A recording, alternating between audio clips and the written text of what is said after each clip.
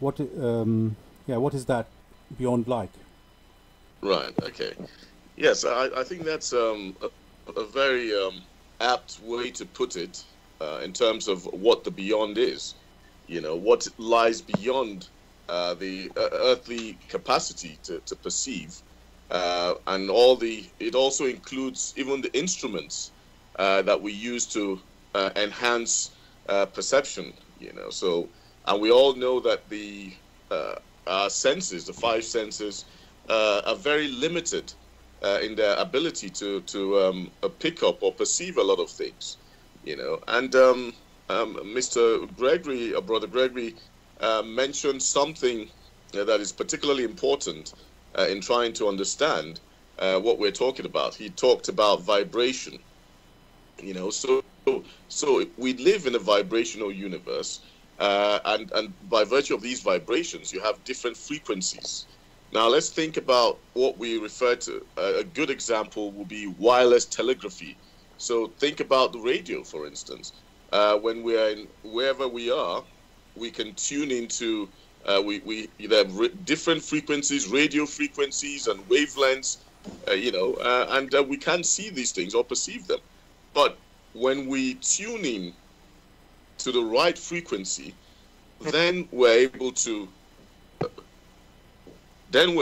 perceive and get, you know, to get that particular radio station. So if we look at it in that way, yes, so it's beyond the capacity, the earthly capacity to see and to perceive.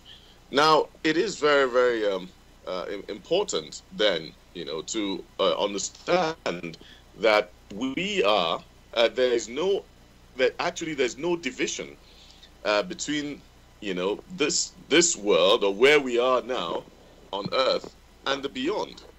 You know, it's an artificial construct because it's about, you know, the fact that when we think about the differences in frequency, you're not able to pick up certain frequencies and all of that. And a lot of you have that distinction between the fine material and the various wavelengths and the various differences thereby. So there's actually no difference between here and the beyond, and the construct is one uniform power, for instance, that streams through the two. You know, and it's when we started to over cultivate our intellect and really bind ourselves to you know, things of a mundane nature of the earth, that we started to lose our ability to perceive of some of these finer vibrations that come from the beyond. But in the strict sense, there is no division between where we are and the beyond. So shall I leave it at that for now? Yes, thank you very much, because there's a lot to explore, and I sort of started in a backwards way today. Rather than death, I said beyond, so I'm now going to go to explore death now. Brother Rainer, so can you please tell us, you know, everybody knows that we die, but what actually is death? And we've already been told that beyond is not something outside of this universe or this world that we exist in. So what actually happens in death? That's to Brother Rainer. Okay, I'll try to put it into very, very simple words. I mean, when we die, we are born into the beyond. So we leave this world here, the physical world around us, which we can perceive with our five senses, and this process of dying, through the process of dying, we are being born practically into the other world, into the beyond. And this process of dying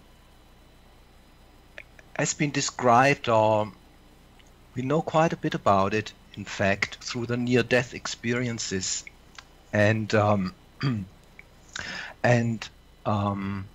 how it looks, and it is surprising that everyone knows that we have to die, and it is then perplexing to see how people are at a loss at this moment, because actually they do not know. They do not know there is a beyond, there's an afterlife, or if they know or believe in it, they have no idea what exactly happens, and to comfort the person which has to take this important step. So dying is one of the very important steps in life. Probably one of the three most important. One is birth, the marriage, and death. But with birth, when we are born into this world, we buy death at the same time.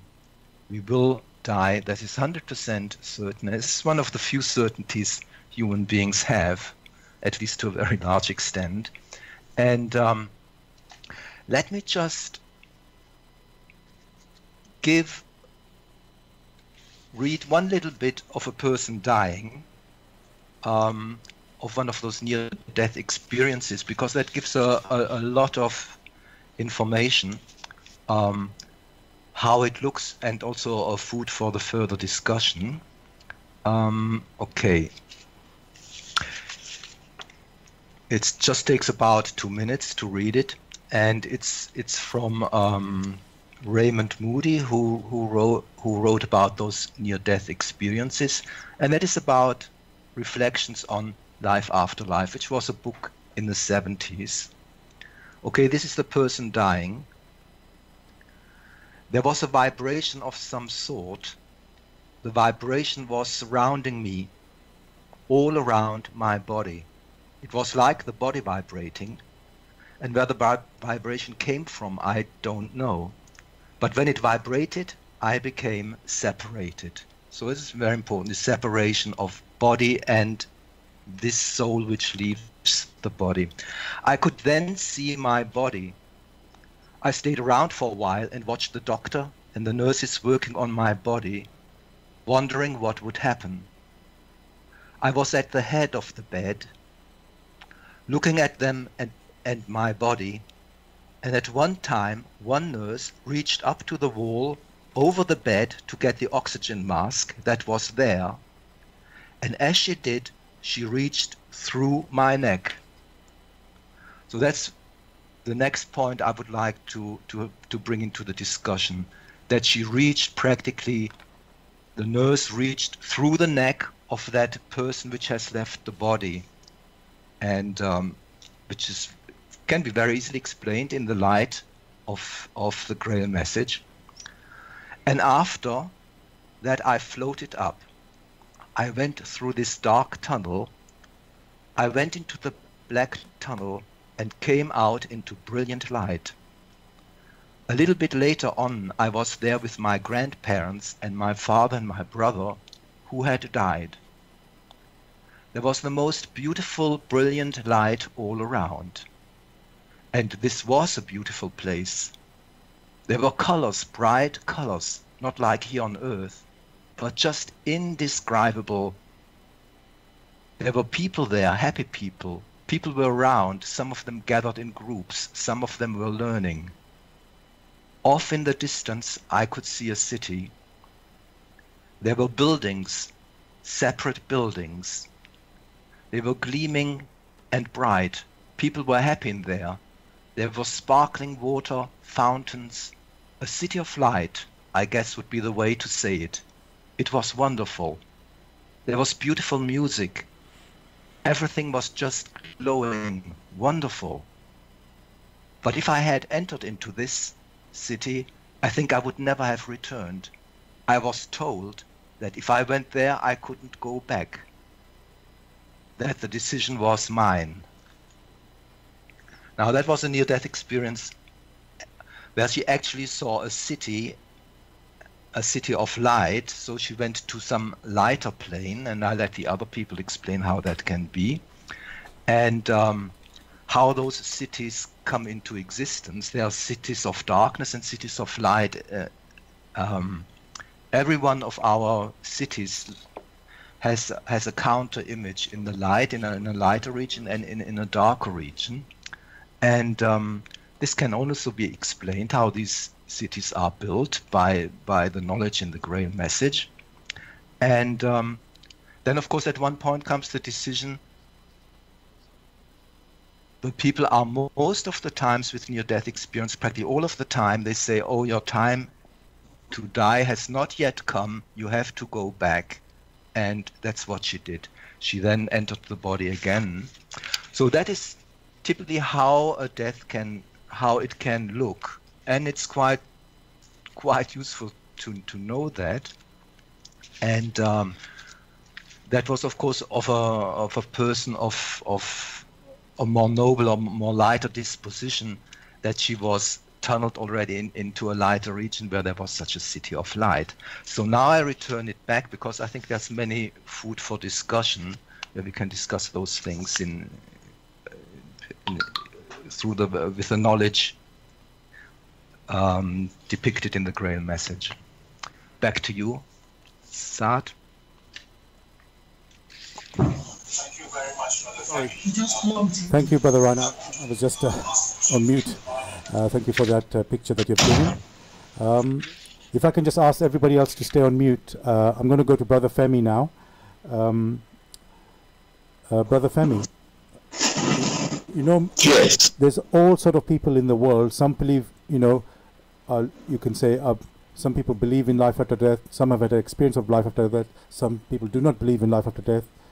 You know, I just want to know, does the process of that Brother Rainer has described, the picture that he's described, that does apply to everyone, no matter what their belief is or non-belief?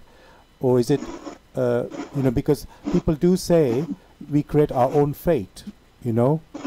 What you say, you create your own world with what you say or what you do, actions you take, and so on. So those people who say, for example, who do not believe in life after death, or just don't want to even know about it. Brother SAAD, I'm not sure what's happening. Maybe you're a bit far from the microphone. Okay. Or maybe you've reduced the volume, so your speech is not as loud, clear and as distinct as it should be. Okay. Can you hear me now? How is it? Yes, I can, but it's still not as crisp as it was before. Okay. But not to worry. Please, carry on.